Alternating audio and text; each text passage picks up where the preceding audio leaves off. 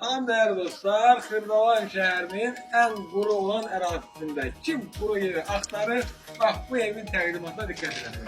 Deməli bu bütün yağışlar olan vaxtı bu evdə 1 qram da olsa su görünmədi. Keçib evin iç hissəsində təqdim edək, 3 otaqdan ibarət, normal ölçülərin həyətində olan həyət evimiz qiymətdə ilk öncə deyirəm, 58.000 manat değerli dostlar, qiymətdə indirim olacaq, 58.000 manat. Evdə 7 daş kürsülüdür. Evin panvalda kupkurulu yağışlardan da buna hiçbir atar alamak problem yaramıyor. İstələr değerli dostlar, sizə girən kimi sizi bax belə bir görüş qarşılıyor.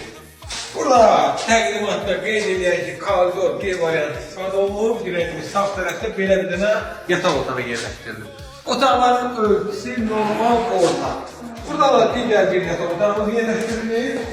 Bu otağın üst pəncərəsi evdə astronomiya baxır. Buradan evdə başın avtobus, astronomiya Türk qapıdan getir. 5.6 qapıdan bizdən evi yaxınlaşır. Burada isə hamam tualetimiz, saniterimiz yerləşir. İndi evdə müəyyən qədər işıqlar bəzi yerlərdə yanmır. Amma hər bir şey qaydasında.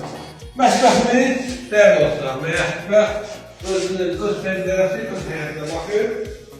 Burada isə geniş bir üçüncü qonaq otağımız, dedi deyərlər, hər